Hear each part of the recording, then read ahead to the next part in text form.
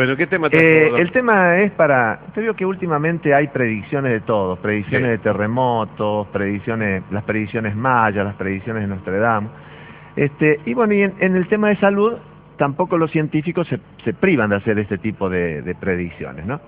Fíjese, la diferencia es que este es un estudio que les voy a comentar que sale publicado hace unos pocos días en la revista Lancet Oncology, que la Administración de Tumores de Italia, que está en Lyon, hace un estudio desde el año 2008, un estudio retrospectivo, viendo qué pasaba con los tumores, donde se ve que hay los 7 tumores más frecuentes que hay mundialmente son el tumor de pulmón, el cáncer de pulmón, el de mama, el de próstata, el de estómago, de hígado, de cuello uterino y los colorectales. Estos son los 7 cánceres más frecuentes que hay en el mundo.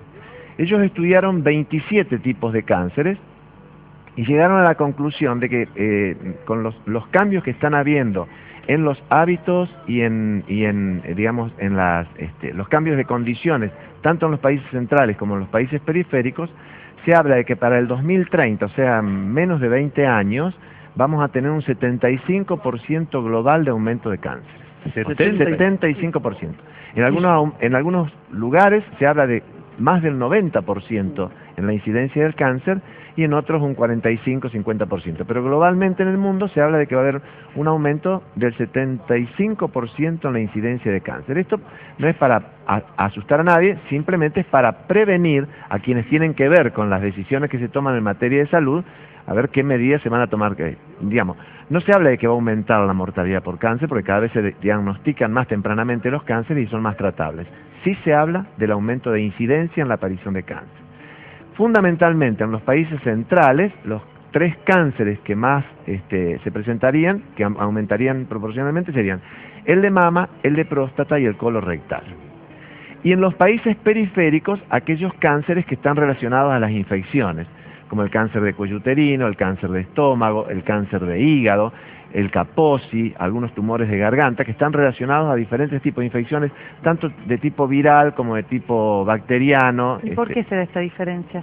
Y digamos, en los países más pobres, las posibilidades de este tipo de infecciones son más frecuentes. Okay. En los países más pobres, la prevención y la vacunación se hace menos intensamente, por cuestiones meramente económicas, y más esporádicamente que en los países centrales. Algunos países centrales, con campañas, han logrado, digamos, el cáncer de cuello uterino en los países centrales ha disminuido muchísimo su incidencia. En algunos países como los nórdicos en Europa, prácticamente hace años que no tienen un cáncer de cuello avanzado, porque ellos hacen prevención mucho antes de la vacuna del HPV, ¿no? Ellos con el Papa Nicolau lograron prácticamente hacer desaparecer el cáncer de cuello invasivo. Bueno, esto se tendrá que trasladar al resto de los países, y otro de los factores por los cuales aumentaría la incidencia de cáncer es pensar que para el 2030 se calcula que en el mundo van a haber 8.300 millones de habitantes, y también aumentaría la longevidad. Entonces, a mayor posibilidad, cuando vos tenés más posibilidad de vivir más años, tenés más posibilidad de tener algún tipo de cáncer. Las mujeres el cáncer de mama, los varones el cáncer de próstata, digamos, cuanto más años tenés, más posibilidades de tener estos tumores. Pero también, para que la gente no se preocupe, cada vez hay mayores posibilidades de hacer diagnóstico temprano y hacer que esta enfermedad sea una enfermedad curable, ¿no es cierto?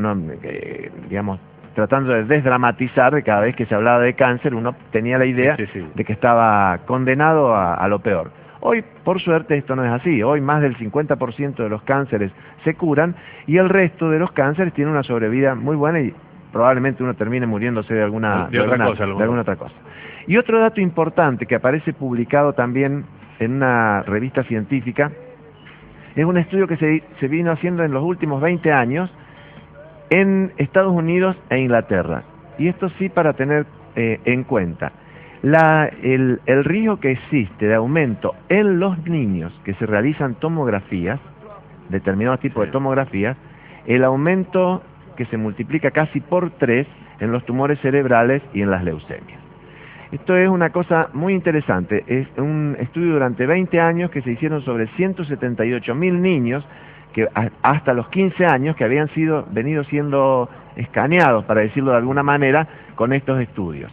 Hay que pensar que cuando uno realiza una tomografía computada, tiene de 10 a 1000 veces más de dosis de irradiación que una radiografía común. Claro. Entonces, este estudio, ¿cuáles son las recomendaciones que hace?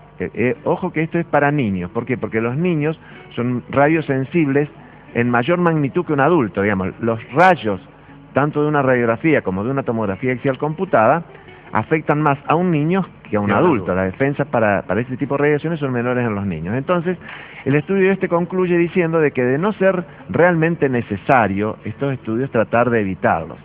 Y no habla solamente de los pediatras, digamos que son los que a veces solicitan estos estudios en niños, sino muchas veces los padres también que presionan para que se le hagan estos estudios en un chico que a lo mejor ha tenido un traumatismo de cráneo, que con la clínica y con una radiografía simple nosotros podemos manejarlo y podemos evitar hacer este tipo de estudios.